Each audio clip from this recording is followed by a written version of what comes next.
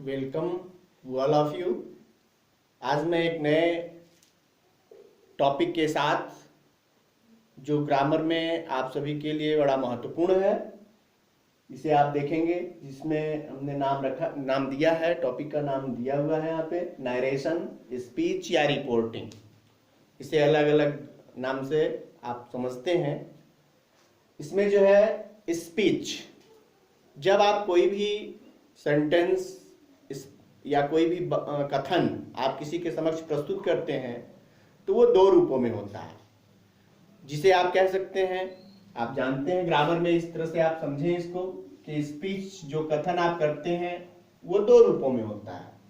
एक को कहते हैं डायरेक्ट स्पीच,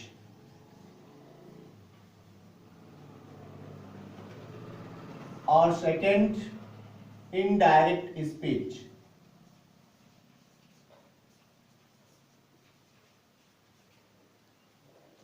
हिंदी में आप इसे समझें, डायरेक्ट स्पीच को प्रत्यक्ष कथन और इनडायरेक्ट स्पीच को अप्रत्यक्ष कथन कहते हैं। तो इस तरह से ये एक ग्रामर का एक चैप्टर या एक टॉपिक है जिसमें आप ये जानेंगे कि किसी डायरेक्ट स्पीच को इनडायरेक्ट स्पीच में बदलते समय हमें किन नियमों का ध्यान रखना चाहिए, क्योंकि प्रत्येक कार्य को करने का एक सिस्टम या सिस्टमेटिक वे से हमें कोई भी कार्य करना चाहिए, प्रोसेस से करना चाहिए, और ये ग्रामर के नियमों पर आधारित है, उन्हें हमें ध्यान में अवश्य रखना चाहिए, अन्यथा आपके सेंटेंसेस गलत हो जाएंगे। तो डायरेक्ट स्पीच को इनडायरेक्ट स्पीच में बदलने के लिए आपको कुछ मैं जो है सामान्य कॉमन रूल्स दे रहा हूं। इसके बाद आप एक्सरसाइजेस करेंगे तो कॉन्सेप्ट क्लियर होगा। तो डायरेक्ट स्पीच जो है, सबसे पहले आप समझें कि डायरेक्ट स्पीच होता क्या है। तो डायरेक्ट स्पीच जब भी कोई कथन होगा तो वो भी दो पार्ट में होगा। डायरेक्ट स्पीच का कथन जो होगा या सेंटेंसेस जो होंगे डायरेक्ट स्पीच के, वो दो पार्ट में होंगे, जिसे आप इस तरह समझें। फर्स्ट को कहते हैं हम रिपोर्टिंग वर्ब,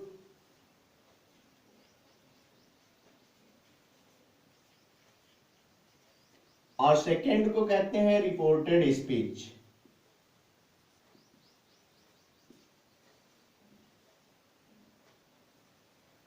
कुछ विद्यार्थियों ने यह कहा था कि बोर्ड पर थोड़ा छोटा जो है वर्ड्स लिखा जा रहा है, इसलिए स्पष्ट नहीं हो पाता। मैं आप सभी से यह रिक्वेस्ट करता हूं कि आप मेरे शब्दों को भी सुने और इस पर लिखी हुई बातों को ध्यान दें। कुछ इश्यूज हैं जिनकी वजह से ये सारी चीजें मैनेज नहीं की जा सकती, फिर भी मैं प्रयास कर रहा हूं कि अब बड़े बड़े वर्ड्स बोर्ड पर हों ताकि आपको स्पष्ट दिखें और आप इन्हें समझें। इस वीडियो को आप ध्यान से समझेंगे, सुनेंगे, तो इसमें सारी बातें जो मैं बोर्ड पर लिख रहा हूं वो सारी बातें आपको सुनाई भी देंगी। तो आप इसे देखने और समझने दोनों का जो है प्रयास करें। तो सबसे पहले आप समझें डायरेक्ट स्पीच जो है वो दो पार्ट में होगा, एक रिपोर्टिंग वर्ब और दूसरा रिपोर्टेड स्पीच। इसको समझने के लिए ये जरूरी है कि कैसे समझें कि डायरेक्ट स्पीच का कौन सा पार्ट रिपोर्टिंग वर्ब कहें और कौन से पार्ट को रिपोर्टेड स्पीच कहें। तो इसको आप ऐसे समझें कि रिपोर्टिंग वर्ब किसी भी डायरेक्ट स्पीच का वह पार्ट होता है जिसमें कहने वाला मौजूद हो, और रिपोर्टेड स्पीच वह पार्ट है जिसमें कही गई बात हो। जैसे मैं एग्जांपल के रूप में आपको क्लियर कर देता हूं, ही said to me, I am a या I am your student। आप इसे समझें, ये दो पार्ट में दिख रहा है। वैसे भी ये देखने में आपको स्पष्ट दिख रहा है। अभी जब नरेशन के रूप में इसको थोड़ा विस्तृत किया जाएगा तो कभी कभी ये अंडरस्टूड होता है, आपको समझना पड़ेगा, उसमें देखना होगा कि कौन सा पार्ट रिपोर्टिंग वर्ब है, कौन सा रिपोर्टेड स्पीच है। फिर यहाँ स्पष्ट है, पहले आप इसे समझें कि reporting verb, he said to me, उसने मुझसे कहा, ये कहने वाला है या इसमें कहने वाला मौजूद है। इसीलिए ये रिपोर्टिंग वर्ब कहलाता है। और इसने कहा क्या, तो इसने कहा आई एम योर स्टूडेंट, और ये कही गई बात है इसलिए ये रिपोर्टेड स्पीच है, स्पीच की गई है। और ये रिपोर्टिंग करने वाला means the part in which reporter is present, that is reporting verb, and in the part which is being told by the reporter is reported speech। मैं समझता हूं कि आपका सेंस क्लियर हो रहा होगा। इसमें एक और भी छोटा फार्मूला आप दिमाग में रखें कि ये जो कॉमा है, इस कॉमा के पहले या कॉमा से अलग किया हुआ जो पार्ट है उसे आप रिपोर्टिंग वर्ब के रूप में समझ सकते हैं। जरूरी नहीं है कि ये इस डायरेक्ट स्पीच के सेंटेंस में ये पहले ही हो, ये बाद में भी हो सकता है, कभी कभी ये बीच में भी हो सकता है, लेकिन इसको आपको क्लियर करके इसी फॉर्मेट में आपको अपने पास रखना होगा तो आपका कॉन्सेप्ट क्लियर हो जाएगा, अंडरस्टैंडिंग आपकी क्लियर हो जाएगी। तो इस तरह से आप इसमें, ये तो कॉमन है, आप साफ साफ देख रहे हैं कि ये कॉमा से बाहर है, तो ये पूरा का पूरा पार्ट रिपोर्टिंग वर्ब है, और ये जो इन्वर्टेड कॉमा के अंदर है that is the part of reported speech. इसे आप ये कह सकते हैं इन्वर्टेड कॉमास के अंदर का पार्ट जो होता है दैट इज रिपोर्टेड स्पीच। लेकिन अब चूंकि आप इन्हीं छोटी चीजों में ही उलझ कर ना रह जाएं, अपना कॉन्सेप्ट और भी ब्रॉड करें और इसे समझें कि जब आप नरेशन के रूप में, यानी पूरा का पूरा जब पैराग्राफ या स्टेटमेंट या कई लोगों के स्टेटमेंट्स को जोड़ करके, जैसे इंटरमीडिएट के क्लासेस में जो नरेशन के पार्ट्स हैं उनको आप देखेंगे तो वो बड़े बड़े पार्ट्स हैं जिसमें बहुत एक से अधिक सेंटेंसेस होंगे, एक से अधिक रिपोर्टेड स्पीच होगा, एक ही रिपोर्टिंग वर्ब कहने वाला एक और उसके द्वारा कही गई ढेर सारी बातें अलग अलग सेंटेंसेस में होंगी। खैर इसे मिक्स्ड सेंटेंसेस में हम आगे वीडियो आपको देंगे।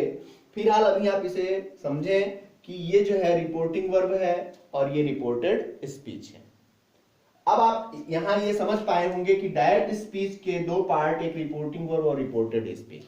करना क्या है, जब आप स्पीच करते हैं, नरेशन करते हैं, तो उसको दूसरे जो ग्रामर के नियमों में, ये आपके कॉम्पिटिटिव एग्जाम्स के लिए भी बड़े इंपॉर्टेंट हैं।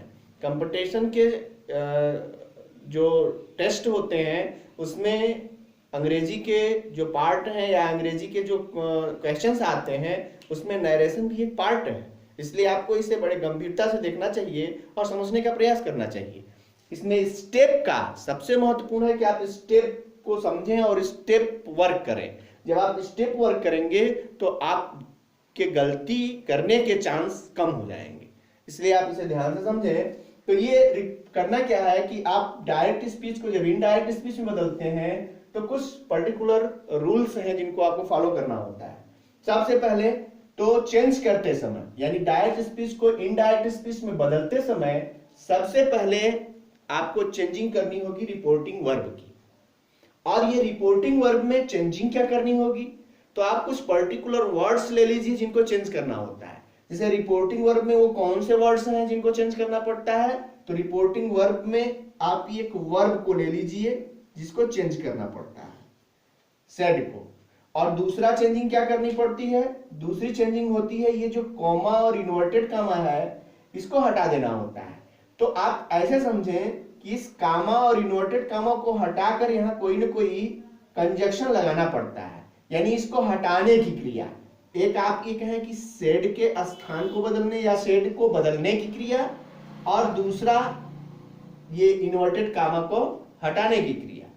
इन दोनों को, ये दो ही कार्य करने हैं। रिपोर्टिंग वर्ब को जब आप चेंज करेंगे या डायरेक्ट स्पीच को इनडायरेक्ट स्पीच में बदलते समय रिपोर्टिंग वर्ब में दो चीजें चेंज करनी, इसको आपको दिमाग में रखना है कि पहला तो इस सेट को हटा दीजिए और दूसरा जो है वो कॉमा और इन्वर्टेड कॉमा को हटा दीजिए और इनके स्थान पर क्या लिखना है ये आप समझिए।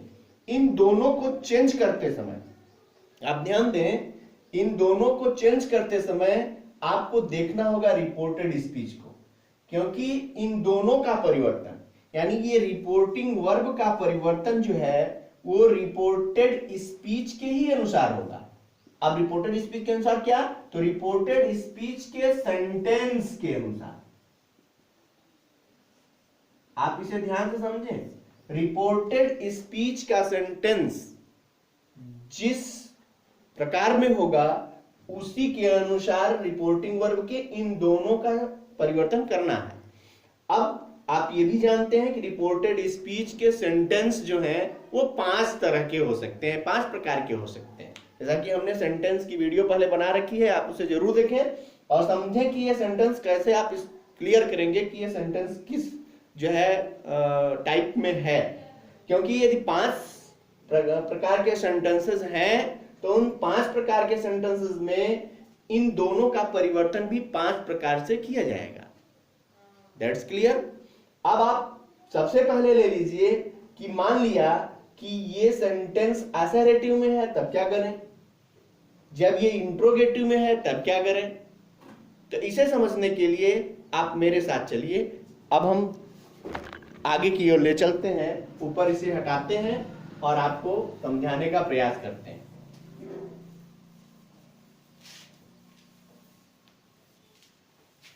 ये देखिए, ये जो नरेशन है, जब आप इसको इनडायरेक्ट स्पीच में ले जाएंगे तो सबसे पहले हम रिपोर्टिंग वर्ब को चेंज कर रहे हैं। हमने बता दिया आपको कि रिपोर्टिंग वर्ब में 2 चेंजिंग करनी है, और वो भी किसके अनुसार? रिपोर्टेड स्पीच के सेंटेंस के अनुसार। दोनों चेंजिंग में क्या है? सबसे पहले सेट का परिवर्तन करना है और जो है रिपोर्टेड ये कामा और इन्वर्टेड कामा को बदलना है। तो सबसे पहले आप देख लीजिए कि मान लिया कि रिपोर्टेड स्पीच जो है असर्टिव सेंटेंस में हो,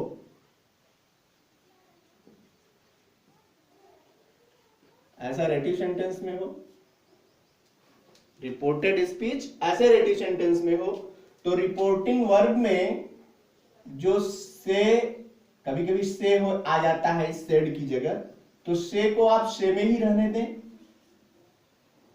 और जब ये से टू हो जाए तो इसे टेल में बदलें। सेज हो तो सेज में रहने दें, और सेज टू के रूप में हो तो टेल्स में बदल दें। सेड हो तो इसे सेड में रहने दें, सैड टू हो तो इसे टोल्ड में बदलें। आप इसमें देख सकते हैं कि से के साथ टू नहीं आया, इसका मतलब क्या है? तो से कभी कभी अकेले आएगा तो ये इंट्रांजिटिव वर्ब के रूप में आएगा। इंट्रांजिटिव, इसको भी आप आगे स्पष्ट रूप से अभी देख पाएंगे। फिलहाल यहां ये समझें कि ट्रांजिटिव वर्ब सकर्मक क्रियाओं को कहते हैं और इंट्रांजिटिव वर्ब अकर्मक क्रियाओं को कहते हैं। सकर्मक क्रियाएं जो होती हैं उनके साथ ऑब्जेक्ट का होना आवश्यक होता है, और अकर्मक क्रियाएं जो होती हैं उनके साथ ऑब्जेक्ट का होना आवश्यक नहीं होता है। जैसे आप यहां देखें, इसके साथ ऑब्जेक्ट है, तो से एक ऐसी क्रिया है जो ये ट्रांजिटिव भी होती है और इंट्रांजिटिव भी के रूप में भी प्रयोग होती है। तो जब ये ट्रांजिटिव के रूप में होगी तो इसके साथ टू जरूर आएगा, और जब ये इंट्रांजिटिव के रूप में होगा तो टू नहीं आएगा। तो जब ये टू आएगा, इन सबको आप देख रहे होंगे कि जहां भी टू आ रहा है वो दूसरे रूप में टेल बन जा रहा है, यानी आप इसे चेंज कर सकते हैं टेल में, क्योंकि टेल टू को भी हटा देना है। से के साथ टू आया तो टेल में हो जाए, और टेल के साथ टू नहीं लगेगा, क्योंकि से के साथ ये प्रीपोजिशन प्रयोग करने के बाद ही आप ऑब्जेक्ट का प्रयोग करेंगे, लेकिन टेल बिना टू के प्रयोग किया जाएगा। ठीक है, तो ये टेल के ये से के साथ टू को हटाने की प्रक्रिया यही है कि टेल के साथ टू का प्रयोग नहीं होता है। इस तरह से आप इनको चेंज कर लेंगे। दूसरा, ये तो आपका एक फर्स्ट परिवर्तन हो गया। सेकेंड परिवर्तन इसमें रिपोर्टिंग वर्ब में क्या करना है? तो रिपोर्टिंग वर्ब में दूसरा परिवर्तन करना है कि कॉमा और इन्वर्टेड कामा को हटाइए और यहां कोई ना कोई कंजक्शन जरूर लगाइए, क्योंकि एक चीज आप और जान लें कि यहाँ ये जो 2 अलग अलग सेंटेंसेस देख रहे हैं, इसको आप भी जब क्लास पढ़ेंगे तो क्लास में ये और भी स्पष्ट होगा कि ये 2 अलग अलग क्लासेस हैं, और जब आप 2 अलग अलग क्लासेस को जोड़ रहे हैं तो एक नया सेंटेंस तैयार होता है। और जब वो एक नया सेंटेंस तैयार होता है तो कॉम्प्लेक्स सेंटेंस बनता है, तो यहां पर एक नया सेंटेंस बन जाएगा, इसलिए कंजक्शन का प्रयोग करना आवश्यक है। तो आप कंजक्शन क्या लगाएंगे, तो जब ये असर्टिव सेंटेंस में होगा, असर्टिव मींस आप क्लियर कर लें कि assertive means affirmative and negative, यानी जब रिपोर्टेड स्पीच अफर्मेटिव या नेगेटिव सेंटेंस में हो तो ये सिस्टम आप फॉलो करेंगे चेंज करते समय। कामा और इन्वर्टेड कामा को हटा करके आप यहां कंजक्शन दैट का प्रयोग करेंगे। सेकंड, अब आप ये समझें कि फर्स्ट ये है और सेकंड ये है, यानी फर्स्ट रिपोर्टिंग वर्ब को इस फॉर्मेट से चेंज करें और इन्वर्टेड कामा को इस फॉर्मेट से चेंज करें। तो ये आपका क्लियर हो गया कि जब ये असर्टिव सेंटेंस होगा तो आपको इसी तरह से चेंज करना होगा। अब हम अलग अलग सेंटेंसेस में अलग अलग रूल देखेंगे, पहले हम इसको क्लियर कर लें क्योंकि हम ये एक सेंटेंस आपके सामने क्लियर करना चाहते हैं। तो अब आप यहाँ ये देखें कि आपने रिपोर्टिंग वर्ब को असर्टिव सेंटेंस के अनुसार चेंज कर दिया है। तो असर्टिव का रूल आगे negative, interrogative, exclamatory, optative, imperative, सबको अभी आप अलग अलग वीडियोस में देखेंगे। फिलहाल अभी हम इस सेंटेंस को क्लियर करते हैं। तो आपने इसको चेंज किया, अब आप इसको चेंज करना शुरू करें तो देखेंगे कि ये हो गया ही सेड टू को किसमें चेंज कर देना है, टोल्ड में। ये हो गया टोल्ड मी और यहां आपने लगाया दैट। ये हो गई आपकी दो चेंजिंग रिपोर्टिंग वर्ब की, आपने आधा काम हल कर लिया। अब आप आगे देखें रिपोर्टेड स्पीच को बदलना। तो अब रिपोर्टेड स्पीच को चेंज करने के लिए अब आपको, मैं इसे मिटा देता हूं, अब आपको यह समझना होगा कि रिपोर्टेड स्पीच में क्या क्या बदलें, रिपोर्टेड स्पीच में क्या क्या बदलना है। तो रिपोर्टेड स्पीच में 3 चीजों को चेंज करना होता है। आप अपने पास अपने दिमाग में रखें कि रिपोर्टेड स्पीच में जैसे ही आप एंट्री करेंगे इसमें 2-3 चीजें देखनी है। First one is personal pronoun,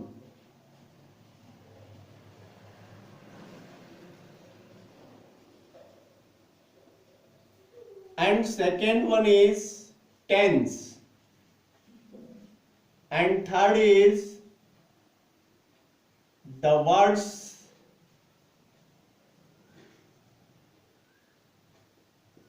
expressing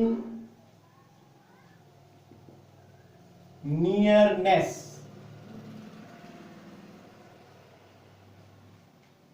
ये 3 चीजें आपको देखनी है, क्योंकि अभी हमने आप सभी को जो है वो पार्ट ऑफ स्पीच को क्लियर नहीं किया है। Personal pronoun is the part of pronoun. ये क्या होते हैं इनको भी समझना होगा कि क्या क्या है, इनको चेंज कैसे करना है। फिर इसमें ही आपको मिलेगा टेंस, तो टेंस भी बदलना है क्योंकि ये एक अपने आप में सेंटेंस है तो इसमें टेंस जरूर होगा, तो उसको कैसे बदलें। थर्ड होता है द वर्ड्स एक्सप्रेसिंग नियरनेस, कुछ नजदीकी बताने वाले शब्द जिन्हें हम निकटता सूचक शब्द भी कहते हैं, इनको चेंज करना पड़ता है। तो इन तीनों को समझने के लिए अब आपको अलग अलग समझना पड़ेगा। सबसे पहले हम पर्सनल प्रोनाउन को देखते हैं। पर्सनल प्रोनाउन को आप एक चार्ट के रूप में तैयार करें मेरे साथ। पर्सनल प्रोनाउन जो होता है वो 3 पर्सन में होता है। पर्सनल प्रोनाउन फर्स्ट पर्सन,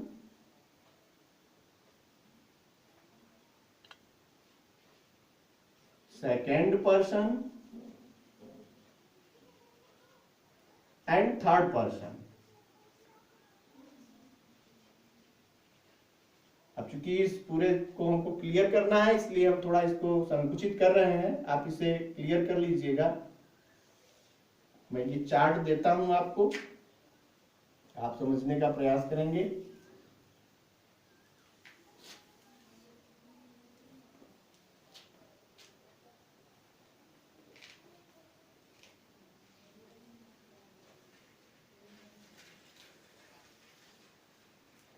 ये फर्स्ट पर्सन में आप देखेंगे कि इसमें एक सब्जेक्ट होगा, ऑब्जेक्ट के रूप में भी हो सकता है, और इसे आप पॉसेसिव कह सकते हैं, पॉसेसिव के रूप में भी होगा, और ये कभी कभी सेल्फ केस में भी आता है, इसके बारे में भी आप समझेंगे। तो ये फर्स्ट पर्सन में 2 शब्द आते हैं, एक होता है आई और दूसरा होता है वी।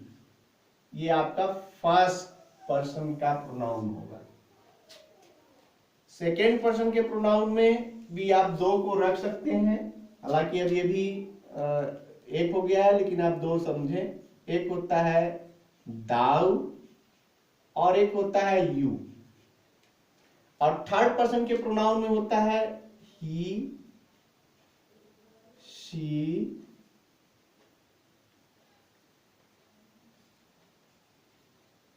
इट और दे।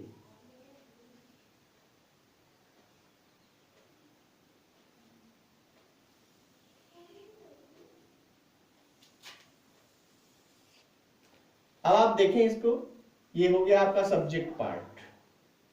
ऑब्जेक्ट में आइए, तो ऑब्जेक्ट में आई का हो जाता है मी और वी का हो जाता है अस। दाऊ का हो जाता है दी और यू का हो जाता है यू। यू का ऑब्जेक्ट भी यू ही होता है।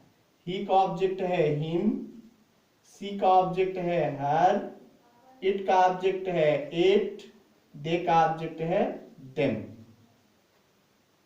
ओके। इसी तरह आप पॉसेसिव केस में जाएंगे तो आई का पॉसेसिव होता है माई और माई। इन दोनों में भी आप अभी डिफरेंस समझेंगे। और सेल्फ, अच्छा इधर देख लेते हैं, वी का हो जाएगा आवर और ये हो जाएगा आवर्स। दाऊ को देखेंगे तो होगा दाई, दाऊ दी दाई और दाइन। यू का हो जाएगा योर और योर्स। ही का हो जाएगा हिज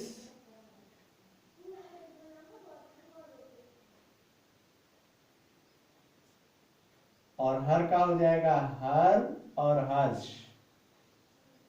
इट का होता है इट्स और ये ब्लैंक। देम का होगा देयर और देयर्स। ओके। अब आप देखिए सेल्फ केस कैसे बनती है। तो आई का बनेगा माई सेल्फ,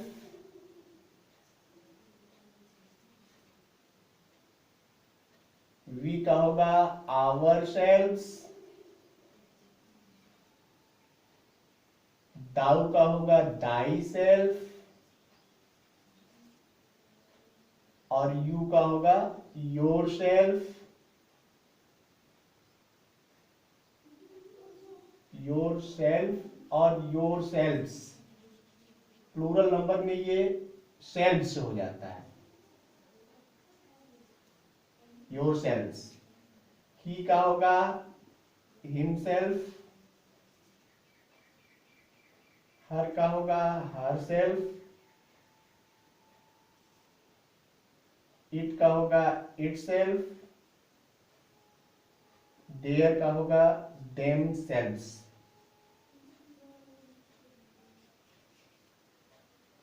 यहां इसको आप देख लीजिए, ये फर्स्ट पर्सन का जो सेल्फ केस बनता है वो पॉसेसिव के साथ बनता है। सेकेंड पर्सन में भी पॉसेसिव के साथ बनता है, लेकिन थर्ड पर्सन में ये ऑब्जेक्टिव केस के साथ बनता है। ये केस है।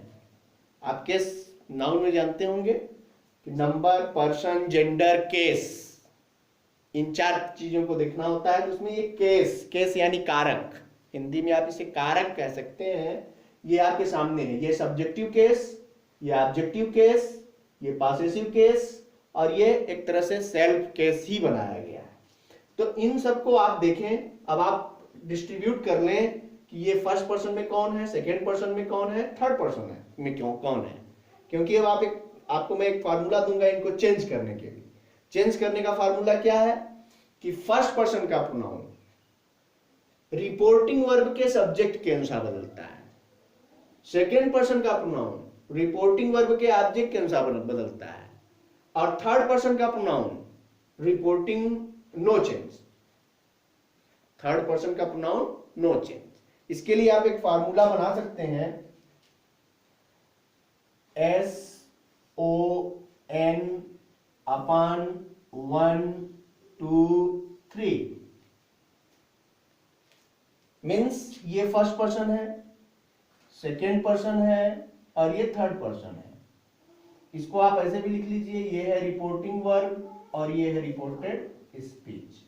तो रिपोर्टेड स्पीच में जो फर्स्ट पर्सन का प्रोनाउन आएगा उसको आपको रिपोर्टिंग वर्ब के सब्जेक्ट के अनुसार चेंज करना है। सेकेंड पर्सन का जो प्रोनाउन आएगा वो रिपोर्टिंग वर्ब के ऑब्जेक्ट के अनुसार चेंज करना है। और रिपोर्टेड स्पीच का जो थर्ड पर्सन का प्रोनाउन है उसे एन से नो चेंज, यही थर्ड पर्सन को चेंज नहीं करना है। अब आप समझ गए होंगे, इस फार्मूले से ही आपको समझ लेना है, ये चार्ट आपको दिमाग में रखना है। एक चीज और ध्यान देनी है कि पर्सनल प्रोनाउन जब भी चेंज करेंगे तो इसमें पर्सनल प्रोनाउन का जो केस होगा वो कभी बदलता नहीं है। हाँ, केवल ये जो है सब्जेक्ट के अनुसार और ऑब्जेक्ट के अनुसार चेंज होते रहते हैं। तो आपको आप देखेंगे इसको तो आएगा इसमें कि सबसे पहले, अब आगे बढ़ते हैं, इसी एग्जांपल को आगे लेके बढ़ता हूं। तो इसमें आप देखेंगे कि सबसे पहले आया है फर्स्ट पर्सन का pronoun I is the pronoun of first person. और फर्स्ट पर्सन प्रोनाउन को किसके अनुसार चेंज करना है? तो फर्स्ट पर्सन का प्रोनाउन रिपोर्टिंग वर्ब के सब्जेक्ट के अनुसार। सब्जेक्ट क्या है? ही। यानी ये आई जो है वो आया ही के पास, एंड दोनों के केस मिला लीजिए, ये भी सब्जेक्ट है ये भी सब्जेक्ट है, इसलिए ये चेंज हो गया विदाउट एनी डिफिकल्टी। अब आप आगे बढ़ेंगे, क्योंकि यहां हमने टेंस का रूल आगे बढ़ना है, फिर टेंस भी बदल जाता है तो ये वाज हो जाएगा, पास्ट टेंस में चेंज हो जाता है। टेंस को भी क्लियर करेंगे हम अगले उसमें। फिर जो है अब आगे ये योर मिला। योर क्या है? योर सेकेंड पर्सन का प्रोनाउन, सेकेंड पर्सन का प्रोनाउन ऑब्जेक्ट के अनुसार आपने पढ़ा उसमें। योर पहुंचा से ऑब्जेक्ट के पास, ऑब्जेक्ट है मी।